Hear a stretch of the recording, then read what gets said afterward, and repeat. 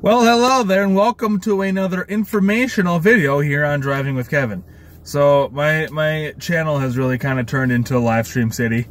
The subscribers that I have indicated that they find those the most helpful.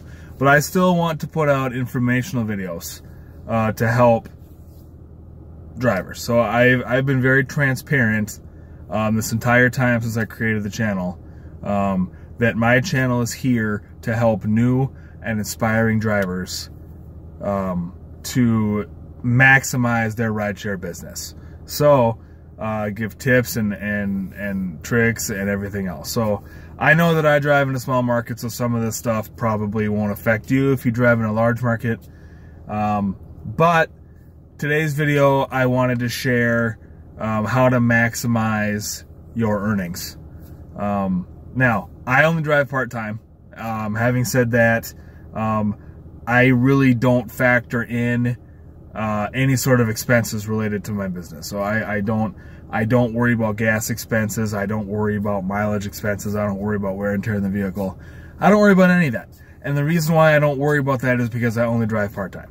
Okay? If I was a full-time driver, that would be something that I would worry about. But for purposes of this video, we are strictly talking about maximizing your earnings. Okay, not profits, earnings. So I'm recording this right now. It's about 1 a.m. on Friday morning, July 6th. Intended to be a video for next week. I'm just shooting it now because I have time. So as I'm sitting here right now in this parking lot at a drugstore, doing my laundry across the street,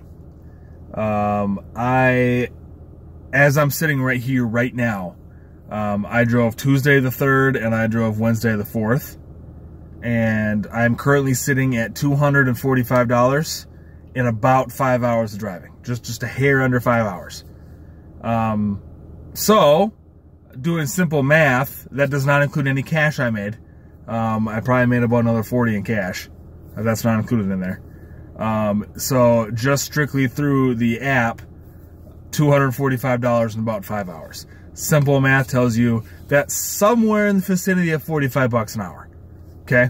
So, how do you maximize your earnings? Full disclosure, guys. I'm still driving Friday night and I'm still driving Saturday night. I will not end the week at $45 an hour. I know that for a fact. It'd be great if I did.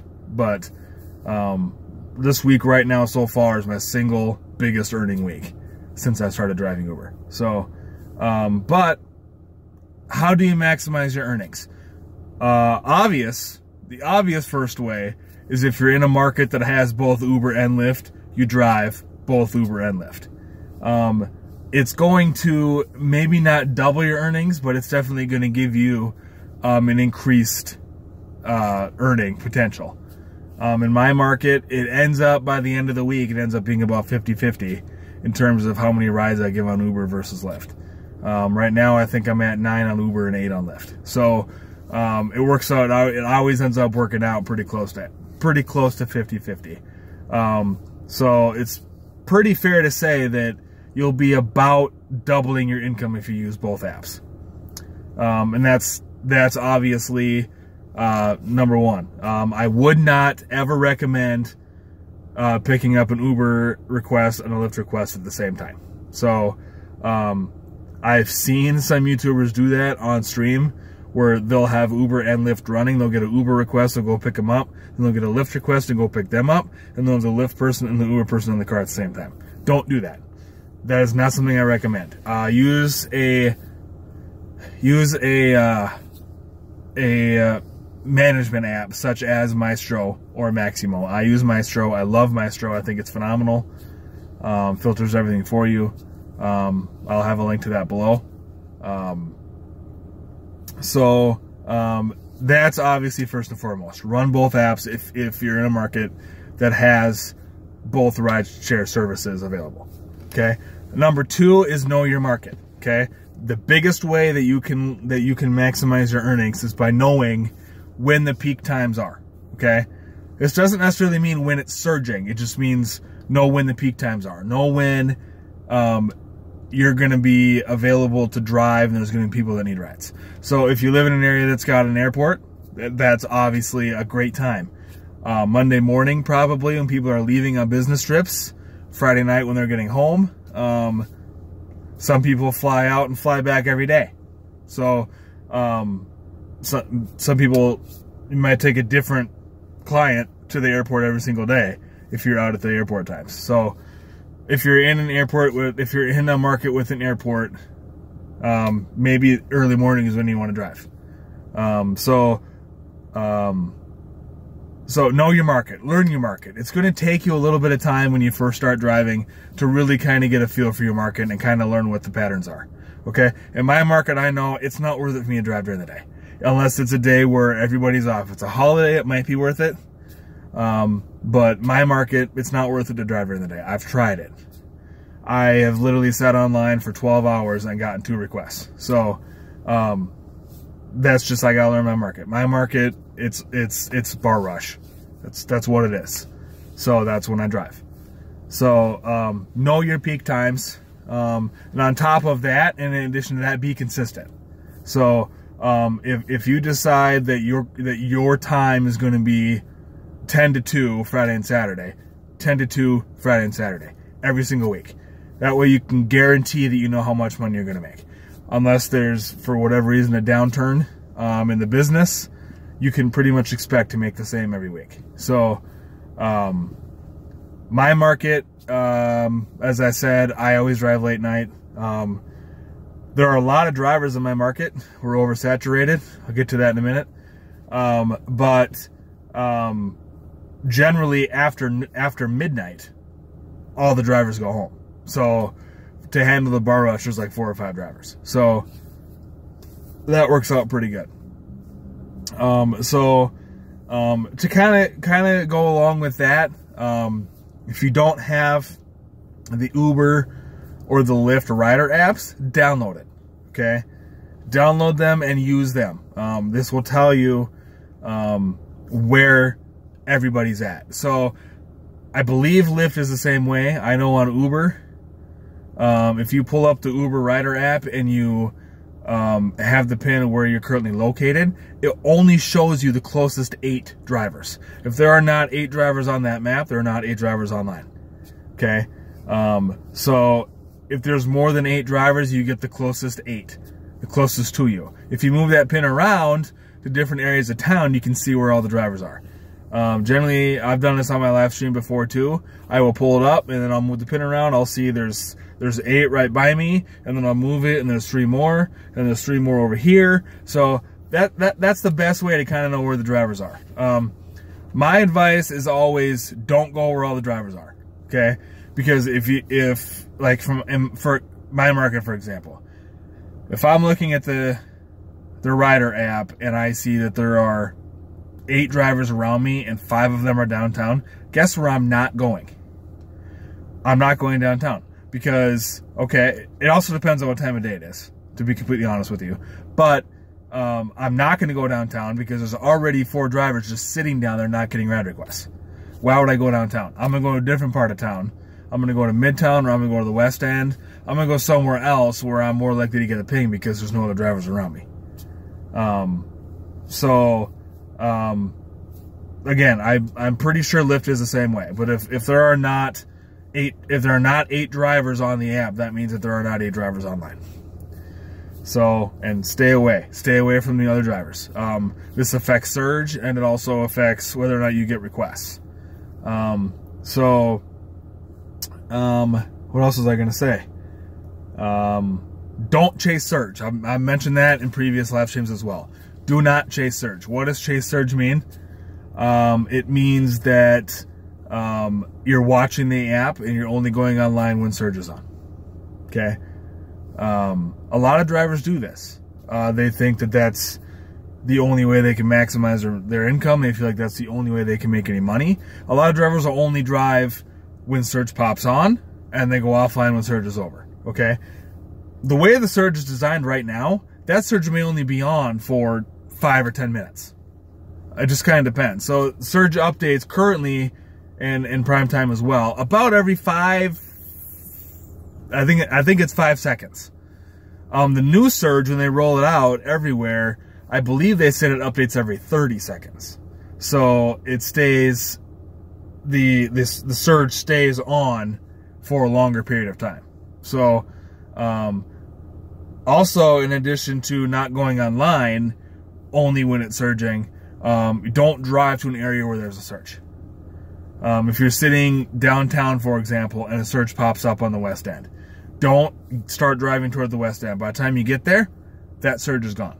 So, if you go online when there's no surge, or when the surge pops off, okay, chances are you're going to kill that surge. Same thing if you go out to that area, okay? It's either going to be gone by the time you get there, or you're going to go there and it's going to die because you're sitting in the middle of the surge. So, that doesn't really apply much if it's like super late at night and you know it's just really busy. When I look at surge map, I know the areas that usually surge. That's another thing. If you study your map, you'll know what times and where it surges organically, okay? There are times where you'll be online, you'll be looking at the app, and there'll be a surge that'll pop off in the middle of a day in a random part of town, okay? That is just Uber dropping a surge in to get drivers online. They do that. Lyft does not do that, but Uber does. So I've seen it before where it's 3 o'clock on a Wednesday afternoon and there's a surge on the west end of town, okay? Because there's 2 drivers on, they're both downtown. They're trying to get drivers to the west end of town, or trying to get drivers from the west end to go online. That's all they're trying to do. I know that if it's not a surge downtown, it's probably not legit. And if it's not above a 2.0, it's also not legit. So, Uber's surges that they put in there generally don't get above a 2.0. So, if I see it get above a 2.0, I know that it's created by demand. It's not created by Uber. So, there's nothing wrong with watching a surge, but don't chase it. Don't go into the middle of it, you know, just because. I used to do that when I first started, and I found that when you do it that way, you don't get rides. So, if those areas are busy, it's going to pull you in on its own. So, and the last thing I want to touch on is referrals, okay? Referrals is a good way to get a bonus, okay? I'm going to put my codes down below. And the only reason why is because I don't have any subscribers for my market. I don't think anyone from my market watches any of my streams or any of my videos.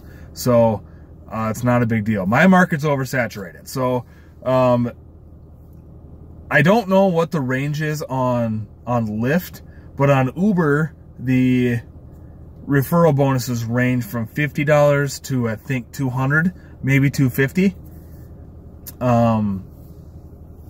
And if it's $50, that means that's the lowest amount they're gonna offer. My market right now is at $50. When I started, I think it was $200 when I started. So, and that was a little over a year ago. It's dropped because of the increased number of drivers in the area. If you're in a small market such as mine, referring drivers kills you. It absolutely kills you. Because the more drivers there are in a smaller area, the less fares you're going to get. So be mindful when you're referring people. Yes, the $50 is great, or the $150, whatever it is. It's phenomenal, okay? But if you see that referral bonus drop to $50, stop referring people. Because that just means that if that's the minimum amount, that's all they're going to pay you. They have enough drivers. They don't need any more. So, it's great, but pay attention to how many drivers you have and the oversaturation level, because that is key. It does play a role. I think that's, well, the last thing I want to touch on, I've mentioned in previous videos, have an iPhone charger in your car, have an Android charger, water is always an added plus. If you have snacks of some sort, have those with you as well in your car. I also have vomit bags in my car. I've never had to use them, but I have them here. Things like that go a long way. They help you get 5 stars. They help you get tips.